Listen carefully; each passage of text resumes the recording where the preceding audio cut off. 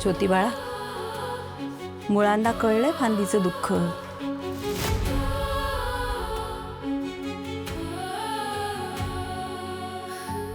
इकडे ये. हे बघ, इकडे बघ. काय झालं?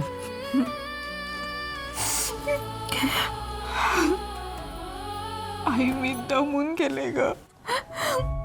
माझ्याकडनं आज काहीच नाही झालं.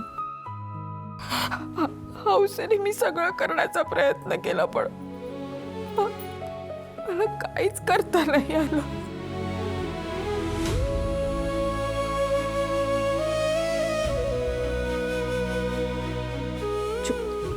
रडायचं ना. ये ये ये. बस.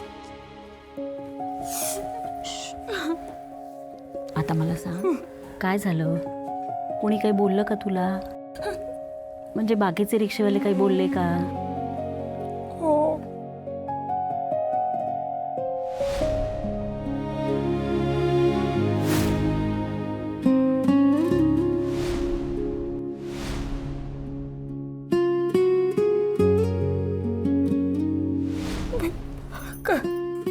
कसे फक्त 50 रुपये मला मिळाले.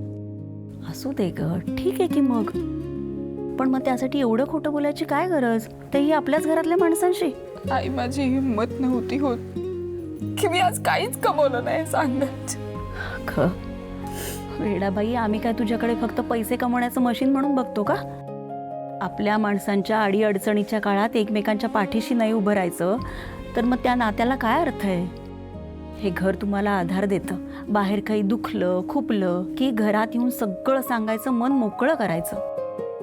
कुटुंबातच जखमा भरल्या जातात. आई, अगं मला वाटलं की तू आत्ता कुठे हसायला लागलीस. आपण सगळे दुःखातनं सावरायला लागलो तर परत कुठे मी माझं दुःख सांगू तुला, म्हणून मी नाही. वासराच्या ढुशा कधी गायला लागतात का? आणि आपली माणसं फक्त आनंद एकत्र साजरा करण्यासाठी नसतात. आपल्या माणसांची खरी गरज असते दुःखाच्या वेळी. आई, दादाला पण हे सगळं सहन करावं लागलं असेल ना. त्याने तर अशा गोष्टी कधीच घराच्या आत आणल्या नाही. तो घरी आला की नेहमी आनंदी असायचा. मला नाही. पण तू सुद्धा तुझ्या दादाची बहीणीस हे विसरू नको.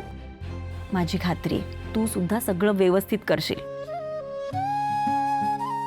थँक्यू आई.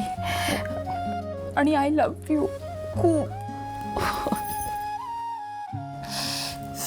बरं, आता रडायचं नाही, जेवून घ्यायचं काय?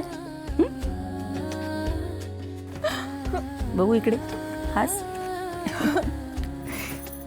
हे आकर.